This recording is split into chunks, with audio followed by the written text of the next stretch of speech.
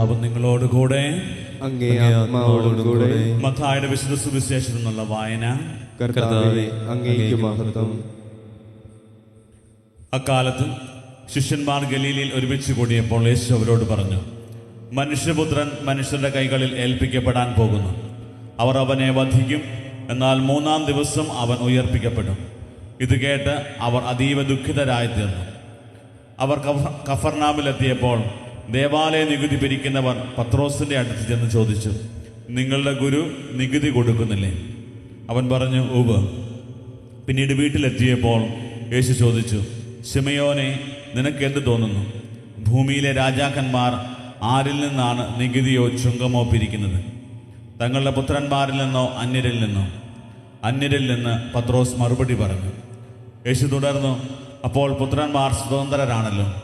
എങ്കിലും അവർക്ക് ഇടർച്ചയുണ്ടാകാതിരിക്കാൻ നീ കടലിൽ പോയി ചൂണ്ടയിടുക. ആദ്യം ലഭിക്കുന്ന മത്സ്യത്തിൻ്റെ വായ് തുറക്കുമ്പോൾ ഒരു നാണയം കണ്ടെത്തും. അതെടുത്ത് എനിക്കും നിനക്കും വേണ്ടി അവർക്ക് കൊടുക്കുക. കർത്താവിൻ്റെ സുവിശേഷം. ക്രിസ്തുവേ, അങ്ങേക്ക് സ്തുതി.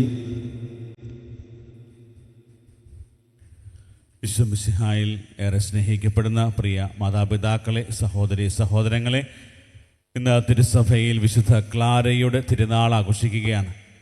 സഭാസമൂഹത്തിൽ ഒത്തിരിയേറെ സഭാസമൂഹങ്ങൾ ഈ ഒരു വിശുദ്ധയുടെ തീക്ഷ്ണതയും ആത്മീയതയും ഒക്കെ പ്രാക്ടീസ് ചെയ്യുന്നവരാണ്. പ്രത്യേകമായി ഒരു വിശുദ്ധയുടെ തിരുനാൾ ആഘോഷിക്കുമ്പോൾ പ്രത്യേകമായി വിശുദ്ധയിലുണ്ടായിരുന്ന ആ ഒരു തീക്ഷ്ണത, ദൈവത്തോട് ചേർന്നിരിക്കാനും ദൈവത്തെ അനുകരിക്കാൻ, ഈശോയോട് ചേർന്ന് അനുരൂപപ്പെട്ട് ജീവിക്കാൻ ഈ വിശുദ്ധ കാണിച്ച തീക്ഷ്ണതയൊക്കെ നമ്മുടെ ജീവിതത്തിൽ നിറയാൻ വേണ്ടി നമുക്ക് ആഗ്രഹിച്ച് പ്രാർത്ഥിക്കാം.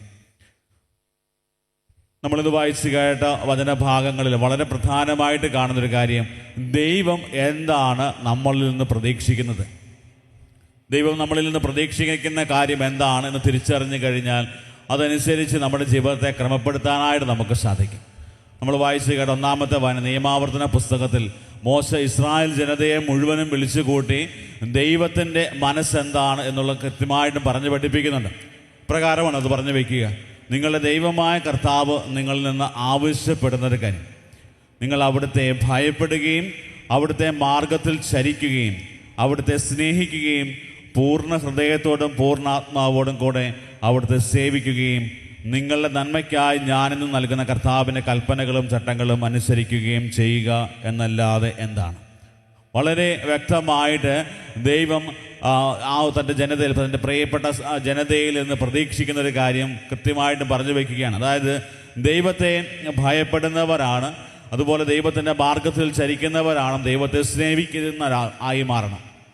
ഇസ്രായേൽ ജനതയുടെ ഒരു വലിയൊരു പ്രത്യേകത, ദൈവം തൻ്റെ ശ്രേഷ്ഠ ജനതയായി കണ്ടിരുന്ന ഈ ഒരു ജനത്തോട് ദൈവം പറയുന്ന കാര്യം ഇതാണ്: ദൈവത്തോടുള്ള ബന്ധത്തിൽ നിന്ന് ഒരിക്കലും ഒരു മാറ്റവുമില്ലാതെ ആ ബന്ധത്തിൽ കൂടുതൽ ശക്തി പ്രാപിക്കുന്നവരായിട്ട് നിങ്ങൾ മാറും. അതുകൊണ്ട് ഈശോ ദൈവം പറയുന്ന കാര്യം ഇതാണ്: നിങ്ങൾ അവിടുത്തെ ഭയപ്പെടുന്നവരായിട്ട് മാറുക. 1-ാമത്തെ കാര്യം, അതായത് ദൈവഭയം എന്ന് പറയുന്നത് പരിശുദ്ധാത്മാവിൻ്റെ ഒരു വലിയ ദാനം തന്നെയാണ്.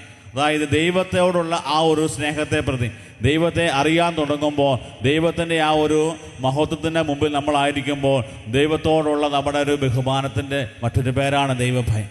അല്ലാതെ ദൈവം നമ്മളെ ശിക്ഷിക്കുമെന്നുള്ള പേടിയോടെ ദൈവത്തെ കാണുന്നൊരു സങ്കല്പമല്ല. അതിനേക്കാൾ ഉപരിയായിട്ട് ദൈവത്തിൻ്റെ മഹത്വത്തിൻ്റെയും പരിശുദ്ധിയുടെയും നീതിയുടെയും ഒക്കെ മുമ്പിലായിരിക്കുമ്പോൾ നമുക്കുണ്ടാകുന്ന ആ ഒരു ബഹുമാനം. വീണ്ടും വചനം പറയുന്നത് അവിടുത്തെ മാർഗത്തിൽ ചരിക്കുക. വചനം പഠിപ്പിക്കുന്നൊരു കാര്യമുണ്ട്, ദൈവത്തിൻ്റെ വചനം നിങ്ങളുടെ പാദങ്ങൾക്ക് വിളക്കാകട്ടെ. കാരണം ദൈവം കാണിച്ചു തരുന്ന വഴിയിലൂടെ സഞ്ചരിക്കുവാനായിട്ട് ദൈവത്തിൻ്റെ ജനത്തിന് സാധിക്കണം. ഇസ്രായേൽ ജനതയുടെ ജീവിതങ്ങളെ പരിശോധിക്കുമ്പോൾ ദൈവം കാണിച്ചു തന്ന വഴികളിലൂടെയൊക്കെ സഞ്ചരിക്കാൻ തുടങ്ങിക്കഴിഞ്ഞപ്പോൾ ഒരു ശക്തിക്ക് പോലും തോൽപ്പിക്കാൻ പറ്റാത്ത രീതിയിലുള്ള ഒരു വലിയൊരു ജനതയായിട്ട് അവർ മാറി. അതേസമയത്ത് ദൈവത്തിൽ നിന്ന് അകന്നു പോയ സമയത്ത് ദൈവത്തിൻ്റെ ആ ഒരു ദൈവം കാണിച്ചു കൊടുത്ത മാർഗത്തിൽ നിന്നൊക്കെ വ്യതിചലിച്ചു പോയപ്പോൾ അവരുടെ ജീവിതത്തിലേക്ക് കടന്നു വന്നത് എപ്പോഴും അസ്വസ്ഥതകളും അടിമത്തങ്ങളും ഒക്കെ ആയിരുന്നു. അതുകൊണ്ട് ദൈവം വീണ്ടും ഇസ്രായേൽ ജനതയോട് പറയുന്നൊരു കാര്യം ഇത് തന്നെയാണ്, അതായത് കർത്താവിൻ്റെ മാർഗത്തിൽ ചരിക്കുക. വീണ്ടും പറയുന്നത് അവിടുത്തെ സ്നേഹിക്കുകയും പൂർണ്ണ ഹൃദയത്തോടും പൂർണ്ണാത്മാവോടും അവിടുത്തെ സേവിക്കുകയും നിങ്ങളുടെ നന്മയ്ക്കായി ഞാനും നൽകുന്ന കൽപ്പനകളും ചട്ടങ്ങളും അനുസരിക്കുകയും ചെയ്യുക. അതായത് ദൈവം നൽകിയിരിക്കുന്ന, അതായത് ദൈവം ഓരോ കൽപ്പനകളും ചട്ടങ്ങളും ഒക്കെ ദൈവം തന്നിട്ടുണ്ടെങ്കിൽ അതിൻ്റെ പിന്നിൽ മനുഷ്യൻ്റെ നന്മയാണ് ഏറ്റവും കൂടുതലായിട്ട് അവിടെ ദൈവം ആഗ്രഹിക്കുന്നത്.